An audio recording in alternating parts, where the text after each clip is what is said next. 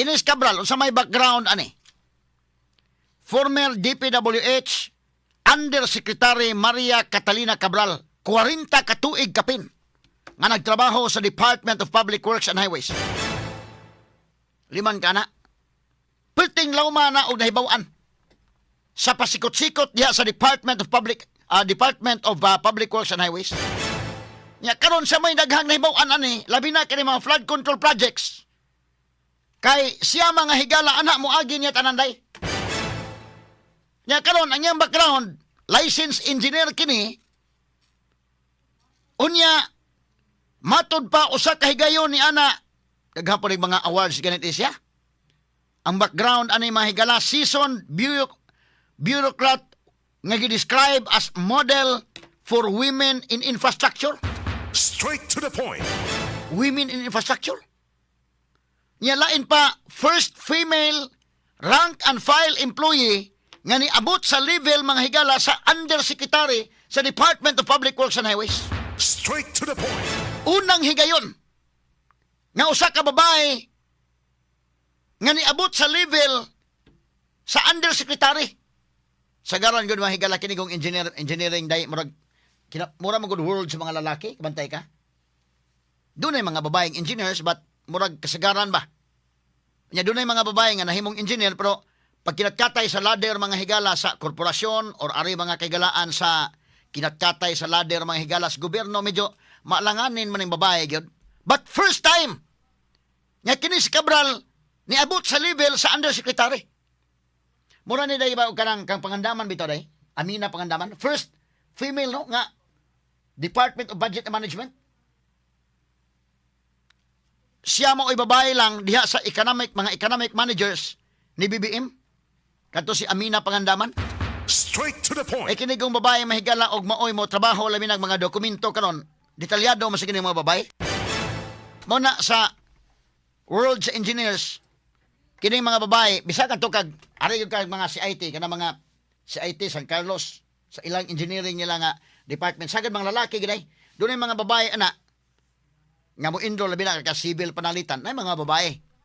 Pero dili kay daghan ba ang uban sad mga babae medyo kuansad usahay mo mga lakin-on pug kayog dating.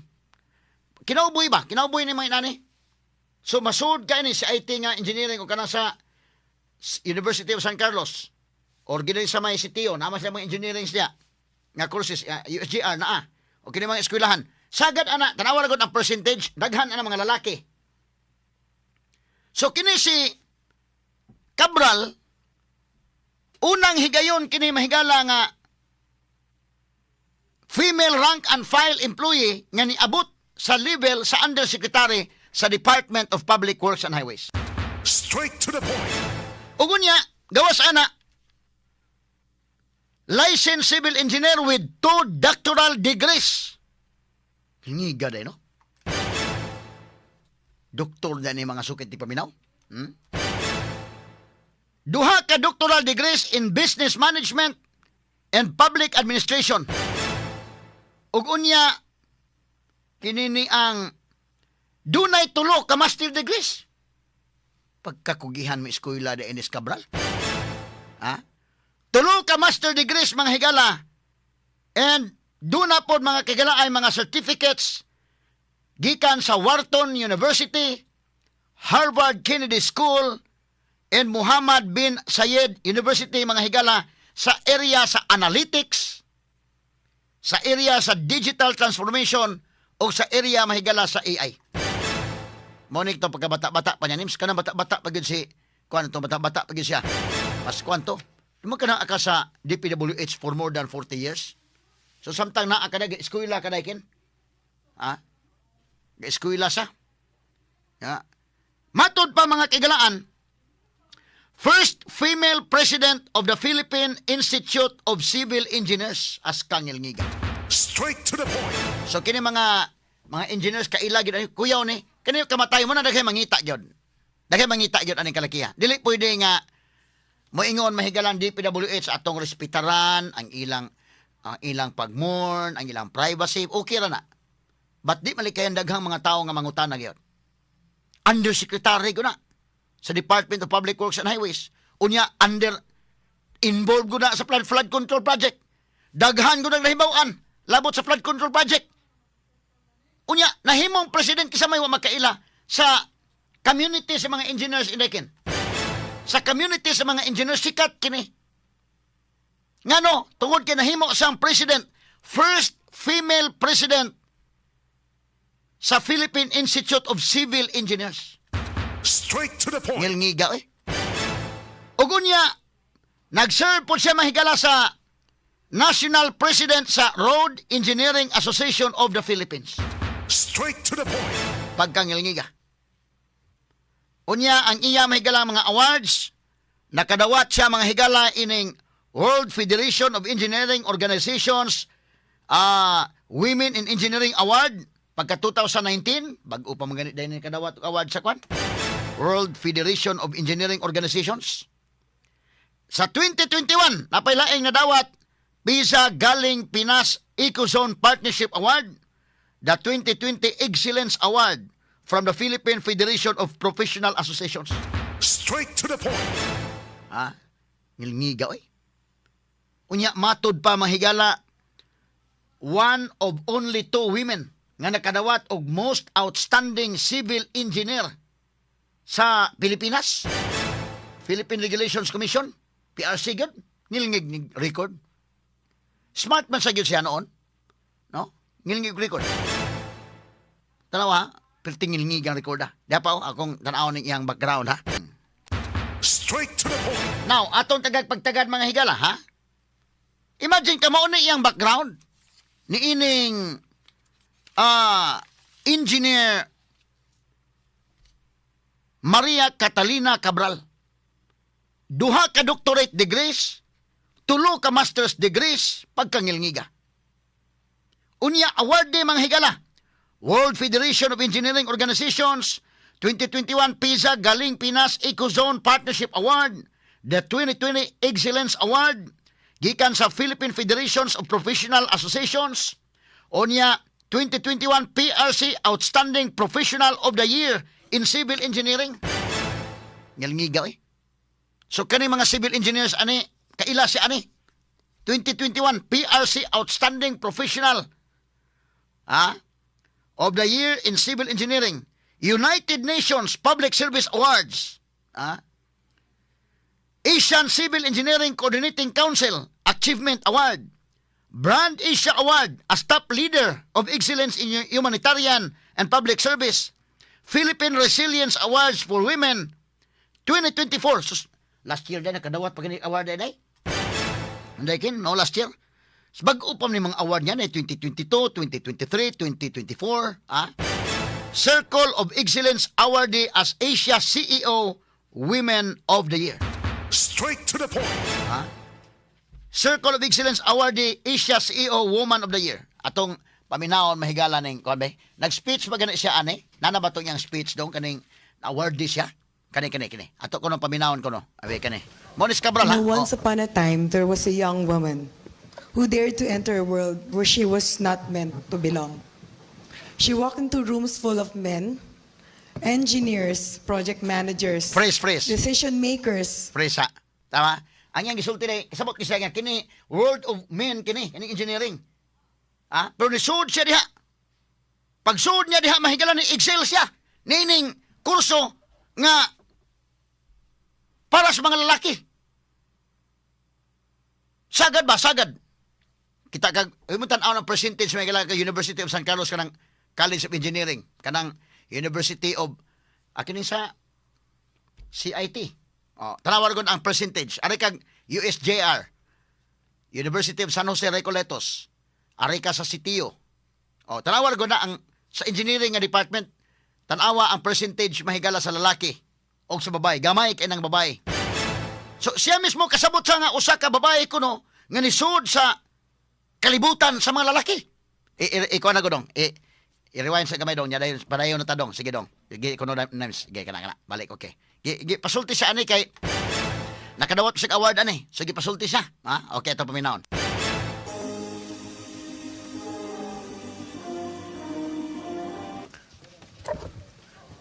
Once upon a time, there was a young woman who dared to enter a world where she was not meant to belong.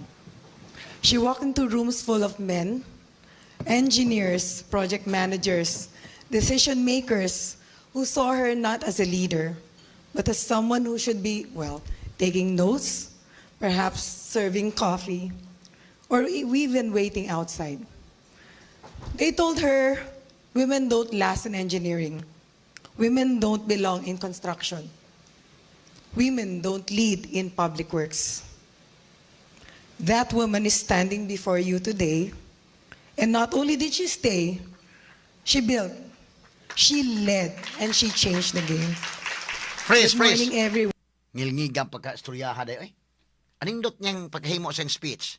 Dako no usa ka babae nga nisud sa usa ka kalibutan sa mga laki mo na nga urag manindot pagka garay-garay sa istorya. Unya kanang babayhana nagtindog at tubangan ninyo karon. Pas kangilngiga. Kini nga mga klase wag suwat og speech no. Mantigong kuana. Anindot pagka-deliver sa niya mga kagalaan. Anindot pagka-deliver. Inana niya mga achievements ha. Sige, sa ato pabinaon og dugang kasamang nimol. Bebe, sige ka na. Padayon ko na next. I am Maria Catalina Cabral, Undersecretary for Planning and Public-Private Partnership of DPWH. Kanaha Been in planning. government for 38 years. Many of you here have built businesses. I don't see anyone in government. I have built roads, bridges, buildings, and flood control. But more importantly, I have built a space for women in a world that was not made for us. Okay, freeze. Naapil og mention ang flood control. Ha? Siya kuno sa kababae nga nagtukod og building, nagtukod mga kalsada, apil ang flood control nga iyang gihimo. Wa pa ni mabulyaso flood control ta panahon na. Okay, proceed names. I stand before you not as a CEO, not as a corporate executive, but as a woman in public service, engineering, and construction, a field where women were never really expected to lead. When I first started in DPWH many years ago, I was 18 years old. I was still a student, working, young, eager, and completely unaware of the challenges that... Freeze, ha? Ang kaagi aning Cabral, may ngilngig ni. Estudyante pa ni nasud nas DPWH. Ha? Imagine ka diha sa nahuman sa engineering sa DPWH day. Pagsugod ani niya mga kagalaan, ha? Kini ni ang miintra na sa DPWH as civil engineering aid. Civil engineering aid. Ha? Unya, samtang iyang gi kompleto ang iyang degree. Sa to pa ang iyang kaagi na working ni sa mga higala. Ngilngig ning naagian kada bitang ni kat-kat bitaw ka sa ladder nga unsa imong gigikanan sad. Kuyaw na iyang naagian sad mga higala. Muna nga more than 40 years kay kini pagkasultian na 38 years man siya. Ikat-kat sa mga higala sa ladder og first woman nga niabot sa level mga higala sa pagka-undersecretary sa Department of Public Works and Highways. Straight to the point. Muna nga tanan mga higalang in and out. Detalye mahigalas Department of Public Works and Highways kibaw siya. Nganong kibaw? Estudyante pa siya na sa diya. Nya ni saka gyud sa ladder kay di pa sa engineer na anagudan. Kuyaw ning kalakiha. Kasabot sa mga pasikot-sikot kay kanagod mahigalang manarbaho ka ba nga kana gusto gi ka masayod sa tanan gyud ka diha. Di man gud manarbaho ka ditso kag dakog ranggo. Wa ka hungaw ang imong nahibaw-an sa ubos. Prangka-prangka lang mapag-istorya. Lahi ko nang nagsugod ka gyud diri sa pinakaubos kay kasabot magkaunsa gyud ligon gyud ba ang imong background di ka pwedeng ilad-ilaron lang dinha mga sukid tig paminaw. Bisan ka din sa military, kabantay mo kana ganing PMA mga higala, graduate kag PMA. Ini-graduate ng PMA, automatic man ka nga mahimo kang commission officer. Labing minus nga ranggo nimo, second lieutenant ka. Pero lupig kag experience at mga sundalo gyud nga nagsugod gyud private. Private first class, sergeant, sergeant, staff sergeant, technical sergeant, master sergeant, kanang mga non-commissioned officers. Pumuna nga og premier ka, ibutangi ka dito sa dili pa mahigala, doon na gyud mo di pa mo graduate.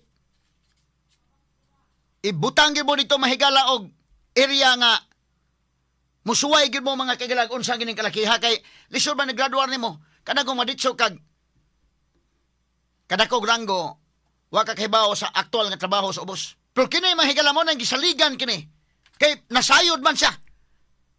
Ang nitty-gritty tarang labi pa babae, detalyado ganing babae. So pagsugod pa lang kay ang iyang ranggo mga kagalaan, pagsugod niya civil engineering aid. Di pa siya engineer ano panahon pa sa license. Sa suguon pa ni siya mahigalag mga engineers dito.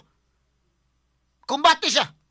Anto ni saka gyud sa ladder mga sukid di paminaw ngilngiga ni kaagi si Cabral. Straight to the point. Ha? I-assign na sila sa lugar katong naay mga kwan gyud katong mga ngano man aron maka-experience yun ka. Tanaw ha atong tiwason og paminaw ni iyang speech mga sukid di paminaw. Kuyaw ni iyang kaagi ay gyud kada god og kanang kuhaon kag speaker sa nindot pa sigud nga paminawon nga ang imong tinuod yung kaagi ba? Imong gisulti mo kung mao ni ako nagian, ana pag encourage pod sa audience mga sukid ti paminaw. Inana kang ngilngig kini og background si Cabral ha. Ang akong pangutanan dako, kana nga kalig-on sa iyang background. Daghan ang mga mukuha niyang companies o kuan lang giday. Tinaro nga kwarta kakuha siya ngano mo involved man sa aning kinawata is DPWH. Og tinuod manggaling ni mga sukid ti paminaw kay daghan man ni nangawagtang kwarta. Straight to the point. Siya man mo yung nahibaw ani. Ha? Pero, unsa man kani? Siya or siya mo yung nangawat o gisugo rasan siya? Siyempre, maapil na po ka din ang kalakiha. Isugo ka panalitan. Na ato ni Tiwason ha, gamay lang kay na, sus, nganong namatay man tao na siya mahigala. Ang kamatayon, nga kalit nga kamatayon. Way sakit-sakit. Way, nga namatay lang ani. Patuuhon lang ta mahigalang unsa man naghikog na sa Kinon Road, nyambak dito sa pangpang dito sa may bagyo. Kay ato yung Kinon Road ay padong Binggit dili kay Ilado. Ang Baguio City doon naman na kay mao man ang kanang tuba god nya Baguio City ang kapital sa Binggit kanang La Trinidad. Mao na sad ga sunod man na nga mga LGUs. Pero sikat kana na ang Baguio City. Kanang agianana kanang Kinon Road. Nagpabilin ko na sa dito niya. Pagbalik sa driver, tingalas na wa. Nya mo ni naabot niya nga kuan matay bida. Beto paminaw sa tiwas kadali be. Di pa ta mohatas dugang komentaryo ato sa paminaw og tiwas ning iyang speech mga sukid tig paminaw. Came with being a woman in engineering and construction. I remember walking into the rooms full of men, engineers and these government officials, where I was often mistaken for anything except the one in charge. I have often been called ma'am with hesitation, asked if I was an executive assistant or even a secretary, and even told outright by a professor in college that women will not last in engineering and that I should head straight to the Arts and Commerce department of my university. But I stayed. I worked and I proved that competence is not defined by gender. And today, I stand before you not just a civil engineer, not just an undersecretary, not just a leader, but as a woman who has helped shape infrastructure and public service in the last 35 years. I am still here, still standing, still building and still proving them wrong. And I'm not Pakpak. Kuyaw ning And pagkapona. I'm not just standing here for myself. I'm standing for every woman who has been told that she does not belong in the room. Women in engineering, construction, and even government face a different kind of challenge. It is not just about being competent. It is about constantly proving that competence. I have heard many things. Pwede ba yan sa babae? Engineering, di ba panlalaki yan? Kaya mo ba yung project site? Okay ka ba matulog kasama yung mga lalaki sa staff house? O baka naman kailangan mo pa ng ibang CR? Men are always assumed to be capable and until proven otherwise. Women, we are assumed to be incapable until we proved otherwise. Hingiga. But despite that, Freeze. here we all are. Nindot ning paminaw niya, gender equality niya day. Kini ko kabayas gustaw bata usahay, kini nga mga babae. Labi na kini mga area ba nga pang lalaki gyud. In fact mga kaigalan, kini bitawng PMA sa una, dugay mang panahon niya sa lalaki ra man gyud na. Kanang Philippine Military Academy. Antod kadugay yan ni dawat sa babae. Pero sagad po nasud nga mga babae kato po mga tumbuyon. Antod kadugay do na nagi babae gyud niya, kuan pero gamay lang yung percentage. Kuan magod kana na do na magi kalainan ang babae lalaki bisag unsaon pa mahigalag kuan. Mintag gender equality okay lang pero pag abot sa actual gyud niya kuan gud ang kining babae gud like nani sakto man ang giingon nga ngadto sa civil construction panalitan namo gi-construct na nga kuan tug mo mga construction workers mga bank house day ba mga tug naman din ha nya kung babae gud ka sa mahimo tag laing CR para sa babae ana medyo kuan ba medyo dili lalim kinabuhi na sa mga laki para sa sundalo ba nga mga lalaki na punay gi masagol nga mga babae kay do na magi gusto sa sundalo pero pag abot sa gubat na yun bantay mo atong gira dito sa Marawi na may mga babae pero dili gyud sa mga striking force ang ibutang ng striking force mga lalaki yun pero na mga babae adto mga higala nga nitabang para blocking force na sila doon na gyapon ang deployment gihapon nimo doon na gyapon kuan na gyapon gamay nga consideration ba o kining mahigala na tinuod bitaw gyud dili lalim kini ang speech nindot pagkahimo nga speech oy anindot no di ka magdahom nga namatay sa kalit lang Straight to the na atong point. balikan mahigalan tong isgutanan rong buntaga mga sukin tigpaminaw kini si Engineer Maria Catalina Cabral nindot na iyang speech ang gender equality ba kabantay ka na ma-proud ba mga babae ani indekin kabantay ka sa iyang gipanulti ba nga ang kining kalibutan sa mga lalaki nasud sa usa ka babae ang kalibutan sa mga lalaki ni mixil pa gyud siya og karon nahimong leader kini niya inyong tubangan dili lang not just an engineer ngilngigang pagka-istoryaha eh. Dili lang kay yano nga engineer na undersecretary na dili lang yano lang nisud siya sa kalibutan sa mga lalaki na dili lang sa kayano lang diha sa kalibutan ni Excel gyud puting ngilngigan ng pagka-istoryaha mga sukitig paminaw ha Manang, ang mga babae ani pagsulti na niya kay award din ni mahigala sa kini ni ang 2024 Circle of Excellence Awardee Asia CEO Woman of the Year ma-proud ang mga kababayanan pero karon magud na involved sa flood control ambot to sige bati sa kababayanan ka aning kalakiharon Straight to the point. ikaw indekin babae kamong kababayanan dabe unsa man yung gibati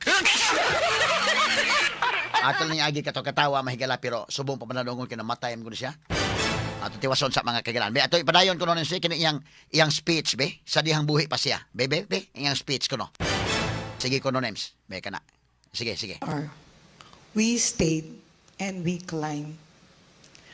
I became the first female rank and file undersecretary of DPWH. Naman ka na Starting from a daily wage CE aid, receiving 20 pesos a day.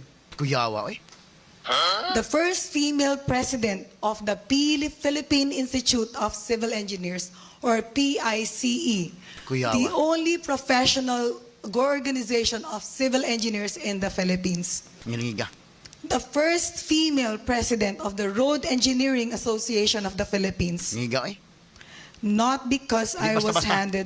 it was handed to me on a silver platter. No. Because I refuse to accept that leadership is only for men. ngiga ang pagkasulti ha With these achievements paving the way, my dedication and perseverance were recognized.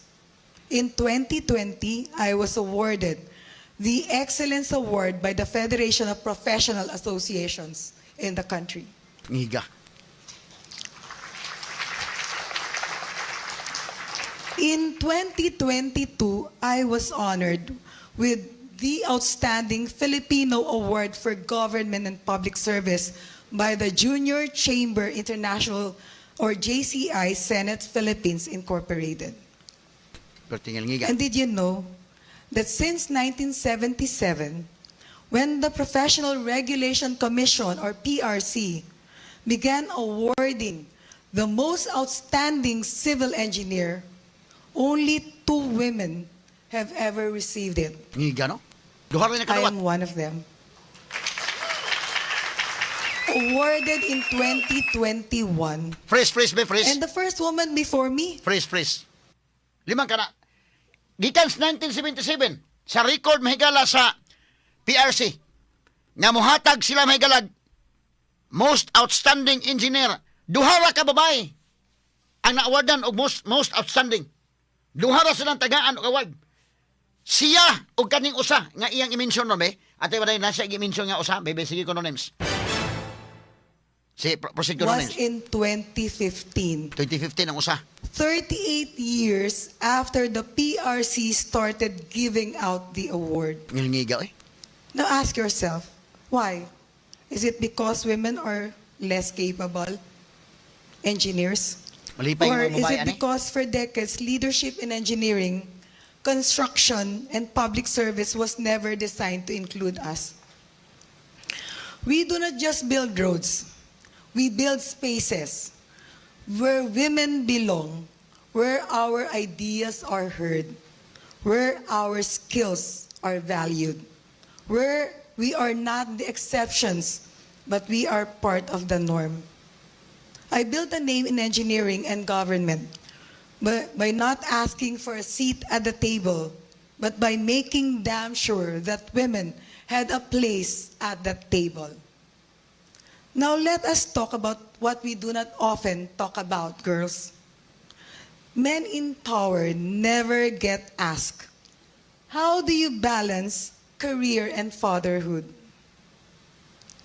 But women, we get that question all the time. I do. Let me answer it once and for all. We just make it happen.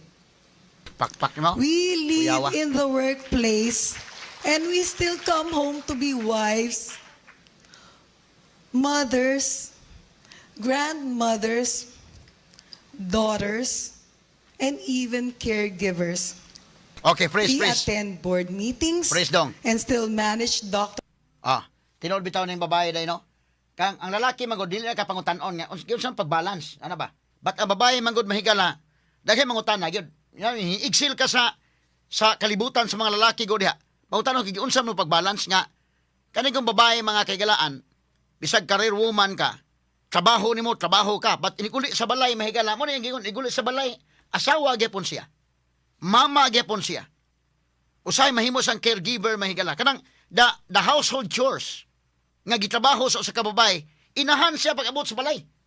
Inigtrabaho, ini-excel siya dito. Inigabot sa balay, asawa siya, inahan siya.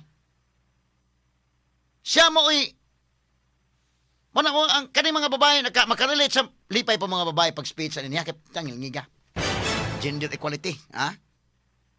Ini ko mga laki, mga sukit paminaw, okay, adto sa trabaho, excel sa trabaho, inigulit sa balay, maghayon lang ning uban. Kay siyempre, inigabot sa balay mahigala o katawas ni store. Na may niluto sa balay ng abot ni Monistor, no? Kay bukal sa ako yung nangitag bugas sila, abot ninyo din lagligda sa mo diha. Pero kaning babae manggod, nagabot sa balay, trabaho gyapon sa balay. So mo na yung giun sa pagbalance, gitrabaho lang yun. So kini padasig dis kababayan aning iyang kon. Duhara kabok sila nga natagaan og award. Duhara sa Professional Regulations Commission. Babae nga engineers, most outstanding. Ngilngiga. Ngilngi ko background. No? Iabot sa balay, trabaho. Ang babae magod mahigala iabot sa balay, mama magyapon na. Kana mga anak mo adto mo gyapon, mama magyapon di ba day kalilit ka na dekin? Kana mga laki abot sa balay usab, tighawak lang iabot dito. Kapi-kapi na dayon ha. Ang babae iyang gigsay-say gyud niya mauna, gibalance gyud niya. Makaya gyud ko no. Beaton tiwas og paminaw names ang iyang pamahayag. There's appointments, buy groceries. We negotiate contracts while thinking about school projects and Ngiga. family dinners. It is not easy. It is exhausting. Daghay makarelate mga But babae ani. we do it. It is because we do not have the privilege of choosing just one role. We do not ask for permission to lead. We just do. Because that is what women do. Motherhood, I have 2 girls, has taught me resilience, patience, and the power of picking my battles. It has made me a better leader, and it has made me unstoppable. Here's what I have learned. Women in leadership do not just break glass ceilings. We redesign the entire room. Too often, we wait for opportunities for validation for someone to say, yes, you are ready. Let me tell you this, stop waiting. You are ready now. We are not guests in leadership. We are here to stay. That is why I make it a point to mentor women in DPWH. In engineering, I encourage all young people to take, engineering, especially join government, because I do not want to be the only one. I am 61 years old. When we rise, we lift others with us. That is the legacy I want to leave. And not just roads. At the end of the day, you will be forgetting who built that road, who built that skyway, that expressway.